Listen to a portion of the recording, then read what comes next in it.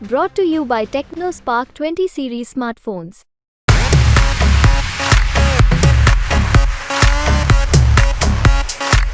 आप नए कश्मीर की बात कर रहे हो, नए कश्मीर में सब कुछ बदला हुआ है, तो फिर खुद चुनाव क्यों नहीं लड़ा? मुझे लगता है श्रीनगर से भी ज़्यादा जो वोटिंग होगी वो बारामूला में होगी। आप इस वक्त ये प्रोग्राम वहाँ पे कर रहे हैं जहाँ पे मे बी इनिशियली ये पॉसिबल नहीं था, यहाँ पे एक बहुत बड़ा बंकर हुआ करता था। हालात जो हैं वो बहुत हद तक काबू में करने में सफल रही है केंद्र सरकार।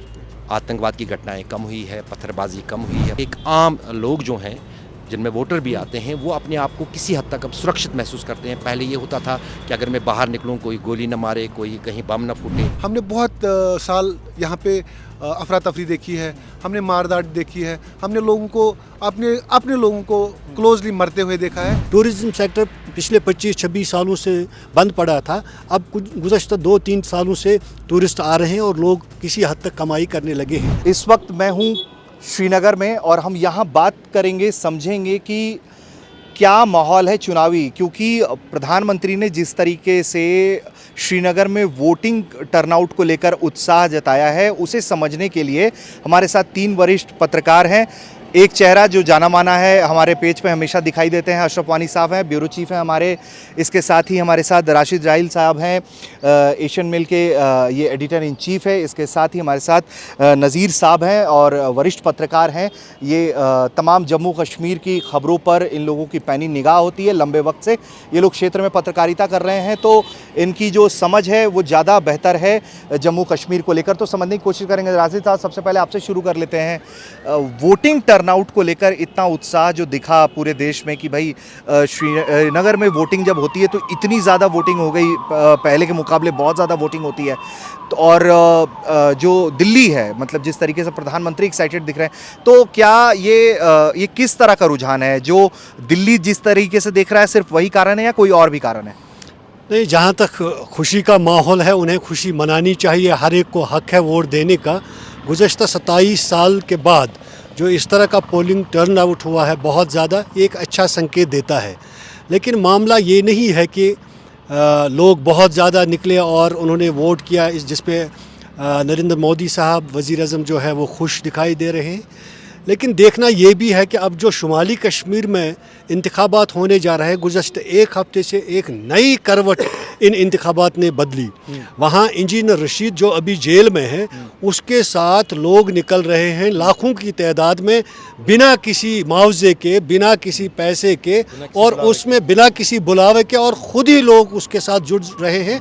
और उनमें ज़्यादातर जो तादाद है वो युवाओं का है। यहाँ तो मैं 1 मिनट बस रोक रहा हूँ। ये बता दूँ कि बारामूला सीट की बात कर रहे हैं जहाँ एनसी के जाने माने नेता पूर्व मुख्यमंत्री उमर अब्दुल्ला भी उम्मीदवार हैं। हाँ साहब, जो बारामूला की सीट है जहां 3 अहम शख्सियात इंतखाबात लड़ रहे हैं। साबिक़ वज़ीर आला उमर अब्दुल्ला जो नेशनल कॉन्फ्रेंस के वाइस प्रेसिडेंट भी है, उसके साथ पीपल्स कॉन्फ्रेंस के चेयरमैन जो अलगावादी नेता के बेटे भी थे, मरहूम अब्दुल गनी लोन के सजाद गनी लोन साहब, और अब इंजीनियर रशीद जो अभी जेल में हैं।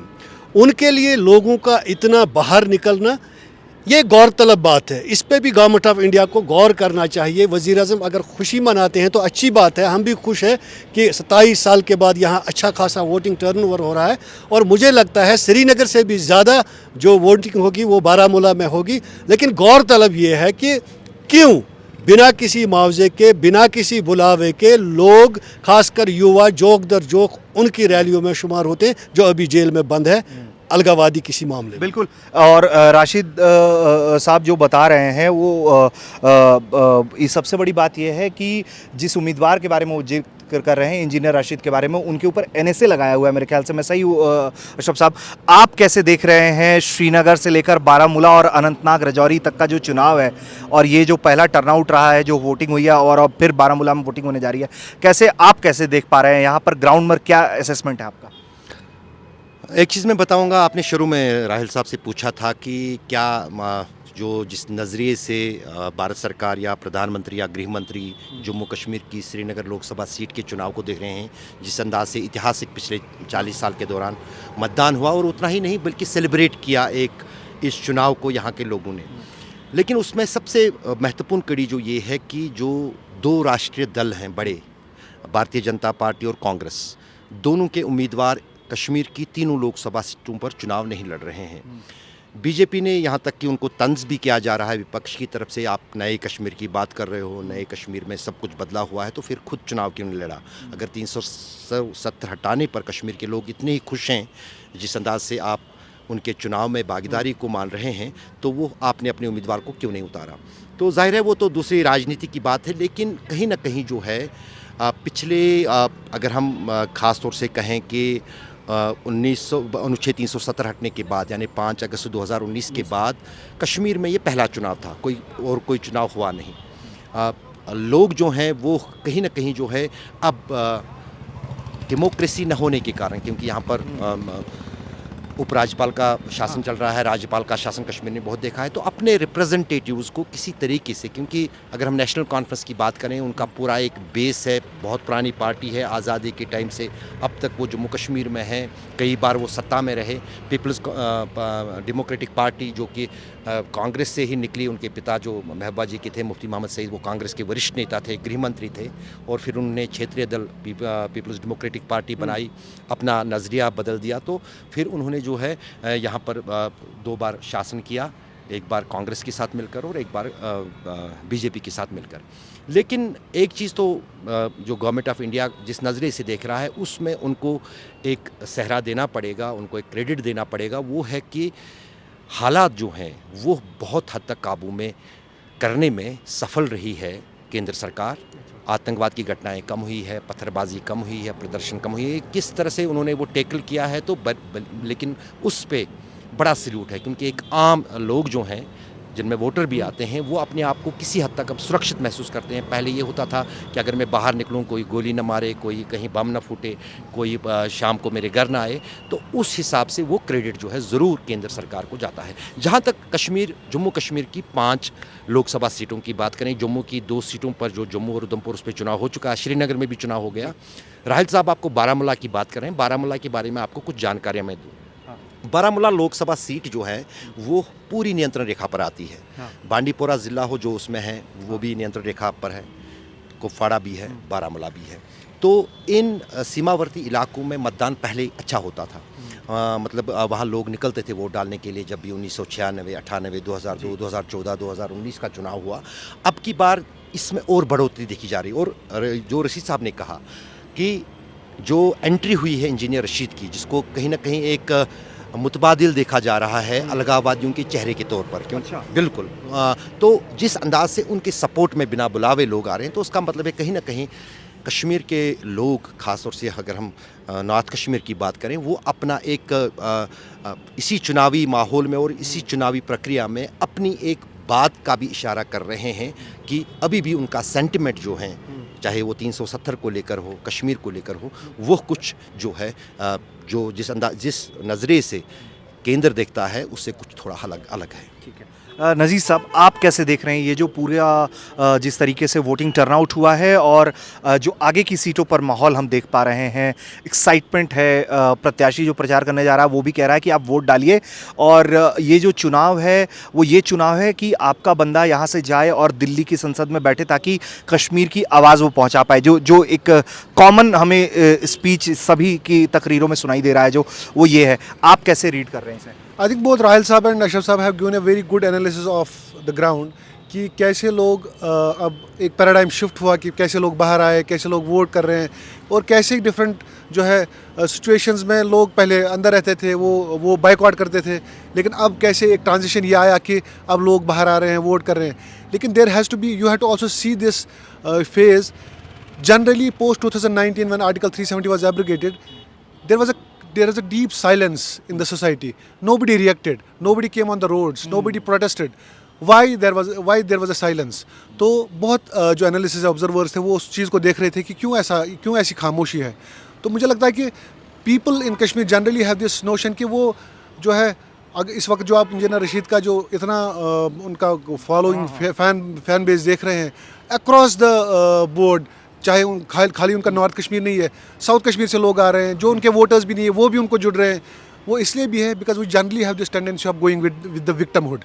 हमने बहुत साल यहाँ पे अफरा तफरी देखी है, हमने मारदाट देखी है, हमने लोगों को अपने लोगों को क्लोजली मरते हुए देखा है। तो I think people generally want representation.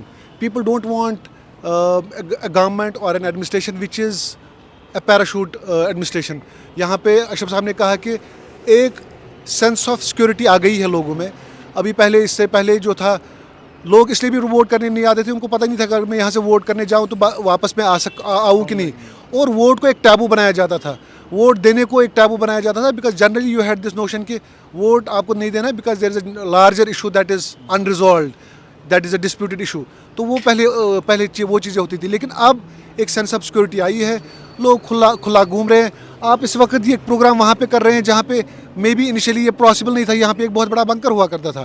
तो कुछ चीज़ें ऑन ग्राउंड बहुत हद तक ठीक हुई है, लेकिन उसके करके लोग गवर्नेंस चाहते हैं. They want good development, they want roads, they want hospitals, they want basic amenities. That's why people are also coming out to vote. Second, they want representation, they want accessible leaders, they want these representatives जहाँ वो अपना grievances लेके जाए. तो यहाँ पे एक inaccessibility हुई, यहाँ पे थोड़ा बहुत लिप सर्विसेज बहुत हुए. तो एक इम्पॉर्टेंट चीज़ which I want to just add on there कि one thing you have to also credit the central government is they have been able to curtail this mayhem of stone pelting and killings on the roads. बहुत हद तक आप अगर 2019 से एक आंकड़ा निकाले, बहुत सारे ऐसी जो है लाइव्स आप बचा रहे हैं. बहुत सारी माओं के जो बच्चे वो बच गए. तो उन्होंने कैसे वो किया, that you have to see. But at the same time there are larger perspectives. अगर आप नॉर्थ में इस वक्त the engineers his entry has actually altered the overall political scenario of North Kashmir. You can see it with the statements of Sajjad Ghani Lone coming and then Umar Abdullah also. Both these leaders seem to be very unnerved because of his rousing welcome. So I think one thing which is very welcoming, people are coming out, people are expressing their desire to vote, to choose their representative, which is a very welcoming step. ठीक है. तो ये आपने सुना कि किस तरीके से श्रीनगर का वोटिंग टर्नआउट और जो इंजीनियर राशिद की एंट्री है बारामूला की सीट पर, लोकसभा की सीट पर, वो माहौल बदला है.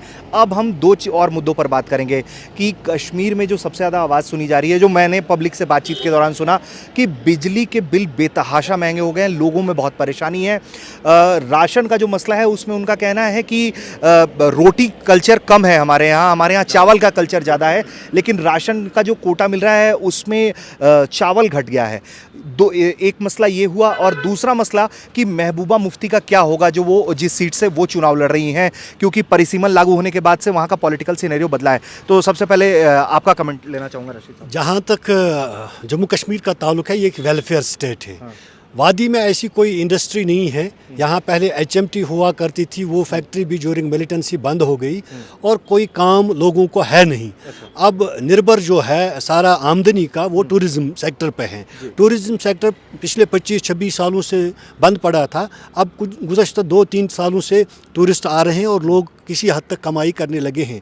रहा सवाल बिजली पानी का, जब हम 5 साल पहले देखते हैं तो साल भर के लिए हमें 300 रुपये भरने पड़ते थे जो पानी का फ़ीस था. अब वही टैक्स 3500 हो गया है, 300 से 3500. इसी तरह जहाँ तक बिजली फ़ीस का ताल्लुक है, हर शहरी और देही इलाकों में यही होता था कि 700 से 800 रुपये तक, जो आज के डेट में 2500 तक पहुँच चुका है.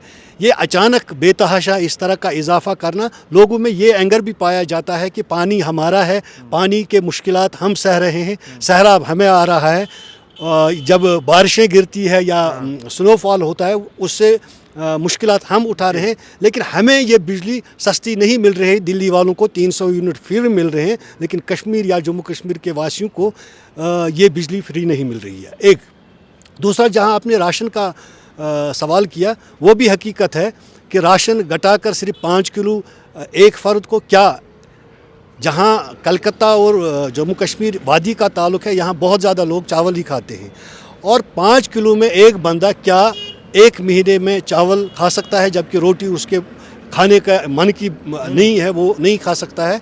तो 5 किलो उसके लिए काफ़ी नहीं है. ये एक बहुत बड़ा मसला है. तो लोग इस वजह से भी बाहर आ रहे हैं. एक ये, जहाँ तक आपने महबूबा मुफ्ती का कहा कि महबूबा मुफ्ती का इलाका जो है 5-6 सेगमेंट उसके ज़ेर असर आते हैं जो अनंतनाग ज़िले में आते हैं।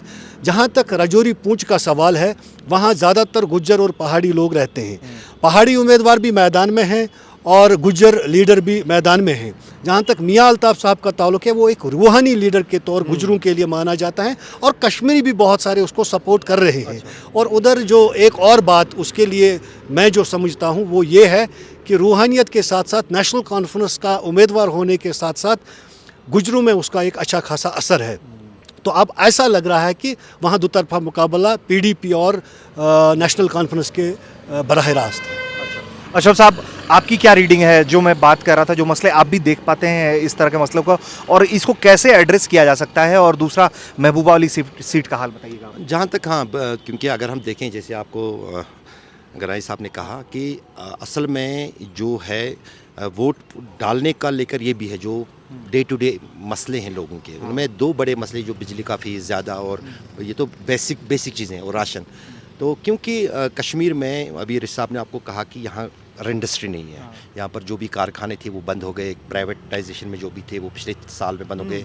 फिर अनुच्छेद 370 हटाने पर केंद्र सरकार ने इन्वेस्टमेंट की बात की थी, लेकिन कोई बड़ा इन्वेस्टमेंट यहाँ पर नहीं हुआ। किसी बड़े उद्योगपति ने यहाँ पर कोई कारखाना नहीं डाला जहाँ पर लोग एब्जॉर्ब होते, अनएम्प्लॉयड यूथ वो जाते। तो बहुत ज़्यादा अनएम्प्लॉयमेंट जो है कश्मीर में इस वक्त भी हैं, और उसका रेशो जो आपने हाल फिलहाल में जो सर्वे आया था, सबसे ज़्यादा जम्मू कश्मीर में। तो बहुत बड़ी समस्या वो है, लोगों के पास रोज़गार नहीं है। हमारे पास कुदरत की तरफ से 3 सेक्टर्स थे। सबसे बड़ा जो ऋषि साहब ने मिस किया, हॉर्टिकल्चर, दूसरा जो है अपना टूरिज़्म। हॉर्टिकल्चर में पिछले 2-4 साल के दौरान जो ग्लोबल वार्मिंग की वजह से और पेस्टिसाइड्स के बहुत ज़्यादा खपत से जो है यहाँ के हार्टिकल्चर प्रोड्यूस पर काफ़ी फ़र्क पड़ा है। बीमारियाँ लग जाती है हार्टिकल्चर प्रोड्यूस को, चाहे यहाँ का एप्पल हो, उसको कंपटीशन करना पड़ता है ईरान के साथ, अमेरिकन एप्पल्स के साथ। तो मार्केट क्योंकि खुला, बाज़ार तो खुला है, किसी ग्राहक को जो अच्छी क्वालिटी की चीज़ मिलेगी वही ले लेगा। तो जाहिर है कि दाम जो है कश्मीर के हॉर्टिकल्चर प्रोडक्ट्स की पिछले 10-20 साल 15 साल में कुछ बड़ी नहीं है, कम ही हुई है, बड़ी नहीं है। तो उससे जो है लोगों की इकनॉमी पर डायरेक्ट असर पड़ा है। वो अफोर्ड नहीं कर पाते हैं। एक आम परिवार जो बिजली बिल्स मीटर्ड आती हैं, तो जाहिर है कि जिस तरह से दिल्ली में या बाकी कुछ राज्यों में सरकारों ने जो है वो सब कुछ यूनिट्स में जो है फ्री रख दी हैं, तो यहाँ के लोगों को भी उम्मीद है शायद हो सकता है ऐसा हो, तो कम से कम जो गरीब परिवार हैं उनको बिजली फीस न देना पड़े। और राशन की बात भी वही है, सेम है, क्योंकि जब आपके पास एग्रीकल्चर लैंड सुकड़ गई है, जो पहले खेतों में घरों यहाँ के परिवारों को, लोगों को खेतों से अनाज हासिल होता था, वो हो नहीं पा रहा, तो they are wholly and solely dependent on the public distribution system. तो उसमें जो है उनकी नज़रें खास तौर से पहाड़ी और दूर दराज इलाकों की बात की है। जाहिर है केंद्र सरकार की तरफ से भी उन तक भी ये बात गई है, उनकी तरफ से कुछ पहल हो रही है, और जाहिर है अगर राज्य सरकार आएगी तो उसकी ये प्रायोरिटी होगी जिस पर वो वोट भी मांग रहे हैं। लेकिन जहाँ पर आपने दक्षिण कश्मीर की बात की, जहाँ पर महबूबा मुफ्ती भूतपूर्व मुख्यमंत्री लड़ रही है चुनाव, तो पहले ही जो शुरुआत ही जो हुई वो इंडिया गठबंधन का हिस्सा थी। गुपकार एलायंस एक बना था अलग से अल्टरनेटिव, एनडीए का दोनों घटक, चाहे नेशनल कॉन्फ्रेंस हो या पीडीपी हो, वो हिस्सा थे। हर मंच पर साथ दिखी महबूबा मुफ्ती भी, उमर अब्दुल्ला या फारूक अब्दुल्ला भी, लेकिन अपनी जो वर्चस्व दिखाने के लिए यहाँ पर इनका गठबंधन जम्मू कश्मीर में नहीं बैठा। महबूबा मुफ्ती की अपनी दलील है कि मुझसे पूछा नहीं गया अगर ये तीनों लड़ते, लेकिन एटलीस्ट कटसी कॉल डॉक्टर साहब को, जिनको ये जिम्मा दिया गया था, उनको करनी थी कि हम तीनों सीटें लड़ेंगे बतौर नेशनल कॉन्फ्रेंस, आप हमारा सपोर्ट कर लीजिए। उन्होंने ऐसा नहीं कहा। उमर अब्दुल्ला से जब ये क्वेश्चन पूछा गया तो उनका कहना है कि हम ऑलरेडी तीनों सीटों पर काबिज थे, तो हमें पूछने की क्या ज़रूरत थी। तो कहीं ना कहीं ये अब महबूबा मुफ्ती निराशा इस बात को लेकर है क्योंकि उन्होंने जम्मू कश्मीर के भूतपूर्व मुख्यमंत्री है, सबसे ज़्यादा अनुच्छेद 370 हटने के बाद जेल में रही। जो आम लोगों की तरफ से या विपक्ष की तरफ से उन पर आरोप लग रहा है कि उन्होंने बीजेपी के साथ सरकार बनाई, जो बहुत बड़ी गलती लोगों की तरफ से और वोटरों की तरफ से या अपोजिशन की तरफ से उन पर दागी जा रही है। तो उस बीच जो है उसके वर्चस्व की लड़ाई है। तो जाहिर है कि वो चाहती है कि कम से कम अगर एक बार उसने ये लोकसभा चुनाव हारा तो कहीं ना कहीं जो उसकी पार्टी की पूरी छवि छाला है जम्मू कश्मीर में वो बहुत घटेगी। तो यही कारण है कि वो उसकी बेटी भी इस पूरे कैंपेन में मदद कर रही है, लेकिन एक स्ट्रांग कैंडिडेट के विरोध। लेकिन आपको मैं ये भी बताऊँ कि जब वहाँ पर मतदान होगा, मतदान के बाद ये साफ होगा कि किस इलाके में कितने वोट पड़े और किसका एज है। अभी फ़िलहाल neck to neck fight PDP versus National Conference है ये। ठीक है नज़ीर साहब, क्या आपको क्या लग रहा है कि क्या ये जो पूरी आप लड़ाई देख रहे हैं उमर अब्दुल्ला साहब की सीट की या फिर महबूबा मुफ्ती वाली सीट की, तो इसका इम्पैक्ट जो है आने वाले असेंबली इलेक्शन, क्योंकि इसके स्पेकुलेशन शुरू हो गए हैं कि असेंबली इलेक्शंस पर भी होने वाले हैं, लोकसभा चुनाव के बाद ही होंगे, तो उसका भी असर होगा, उसके लिए भी एक खींचतान आप देख पा रहे हैं? I think not going into the deeper details, but चूंकि अशरफ साहब ने कुछ इंपॉर्टेंट चीज़ें कही है. One thing that you have to see across the party lines, जो इस वक्त ऑफर किया जा रहा है लोगों को, that is again soft separatism. आप किसी भी लीडर को देखो, वो या तो पासपोर्ट की बात कर रहा है, या तो PSA UAP की बात कर रहा है, या तो वो मारदाट की बात कर रहा है. हर एक पब्लिक रैलीज में लोगों को जो बताया जा रहा है, that is again may be the language of soft separatism.